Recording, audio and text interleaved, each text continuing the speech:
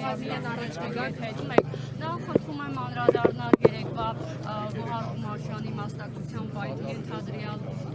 ձայնագրությանը։ Իշխանական կողմից պարզաբանում են, որ իրենք գործել են, այսինքն տվյալ դեպքում դատարանը իրավաչափ է գործել նման որոշում ընդունել։ Ով է ասում իրավաչափ է գործել։ Իշխանության տարբեր ներկայացուցիչներ նման Իրանք են որոշում, փաստորեն։ որ դատարանը իրավաչափ է։ Այսօր բոլորը լայվ են հերթով մտել ու հայտարարում են, որ ընտրակաշարք չի բաժանվելու, ժողովրդին չեք դնելու։ Իսկ ով է ասել ընտրակաշարք է բաժանվելու։ Գիտեք, ստի ու կեղծիքի չափաբաժինը գնալով մեծացնում է իշխանությունը եւ շատ մի կարեւոր հանգամանք կա, այստեղ շեշտում են փոքրիկ երեխա, ես դրանք երկրորդական եմ համարում։ Առաջին հերթին կա բարոյականության խնդիր, կռիվ ունեք մեր հետ, կռիվ տվեք, ինչ եք կանանց հետ կռիվանում։ Տղամարդկությունից են խոսում, մեր ուժեղ թիմի տղամարդկանց հետ կռիվ անեն, մեկ, երկրորդը որևէ հանցակազմ չպարունակող արարք չի թույլ տվել, ոչ Գոհար Խումարշյան, ոչ Վերջինը, որևէ։ Ընդամենը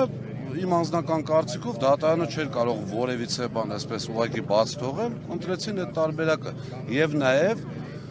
հարգելի լրագրողներ, ձեր այսպես լումանել է այդտեղ շատ մեծ, որովհետեւ այդ բարձրացված աղմուկից իրենք շատ լավ հասկանում են ինչ է իրենց դեմ, ինչ է իրենց օգուտ։ Շատ լավ հասկացան, որ իրենց դեմ է սա լինելու, կանանց կալանավորելը, անգամ տնային կալանքում պահել, այդ իսկ պատճառով իրենց շահերի մեջ են գործում։ Այնպես որ իմ կարծիքով Զանգովի արտարադատությունը դեռևս գործում է։ Այսօրվա դատակարից ինչ սպասելիքներ եք։ Միանշանակ էլ արդեն չգիտեմ ոնց ասենք, տարբերակ չկա ուղղակի։ Եթե իմ ինֆորմացիայով նախորդ կալանքի միջնորդության ժամանակ փախուստը որպես հիմք դուրս է եկել, չի եղել է վկաների վրա ազդեցությունը, այս պարագայում գործը արդեն դատարանում է, ինչ խնդիր կարող է լինել։ Կամ ոնց են պատկերացնում Սամվել Կարապետյանը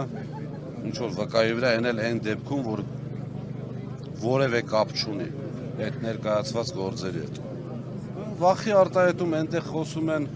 իրենց վատ պահվածքով, վատ լեքսիկոնով, ախր բազմաթիվ անգամ ասել եմ, մենք այդ մակարդակին չենք իջնելու, չենք իջել, որովհետև այդ մակարդակը իրենցն է, մերը չէ։ Այդ խոսույթը չենք օգտագործելու։ Այսքան։ Պարոն Ղազինյան, իշխանության ներկայացուցիչները ձեր ցուցակի մասին են շատ խոսում, օրինակ ասում են, բերել եք նույն թիմն է, Ռոբերտ Քոչարյանի ու Սերժ Սարգսյանի թիմն է, բերել են ոչ մի փոփոխություն չի լինելու եւ այլն, ինչ կասեք այս մեղադրանքին։ Առարկայական բանավեճ որպես այդպեսին չկա։ Նախ մեր երկիրը փոքր երկիր է եւ յուրաքանչյուր կարող ուժ, կարող մարդ ինչ որ մի ժամանակ, ինչ որ մի ձեով համագործակցել է ինչ որ իշխանության հետ։ Եթե դուք տեսնեք մեր ցուցակում կան նաեւ ժամանակին ԿՊ-ին վստահած եւ դուրս եկած մարդիկ։ Այսինքն սա եւս մեկ անգամ ապացուցում է, որ Սամվել Կարապետյանը միասնության կողմնակից է, այսինքն անկախ նրանից որ իշխանության հետ է անձաաշխատել, եթե մաքուր է, եթե չունի պրոբլեմ, չունի խնդիր, միանշանակ կարող է լինել մեր թիում ուժեղ Հայաստան կառուցելու գործում։ Հիմա ուղղակի ձեզ եմ խնդրում, այդ դեպքերում, որ խոսում են, ընդամենը պետք է հարցնել, ինչ ունեք այդ մարդկանց հետ կապված, առարկայական, այսինքն, հա, ժամանակին եղել է այնտեղ, այսօր էստեղ է, որն է խնդիրը, պայքարող տեսակ է։ Թող բերեն առարկայական ներկայացնեն, որ ուժեղ Հայաստանի թիմում կա մարդ, որը յուրացում է արել, որը պետական դավաճանություն է գործել իմ կարծիքով իրենց պես, թող բերեն ներկայացնեն։ Անգամ բանավեճի չեն կարողանում նորմալ գնալ, մարդիկ գնում են նորմալ բանավեճի այդ աղմուկները,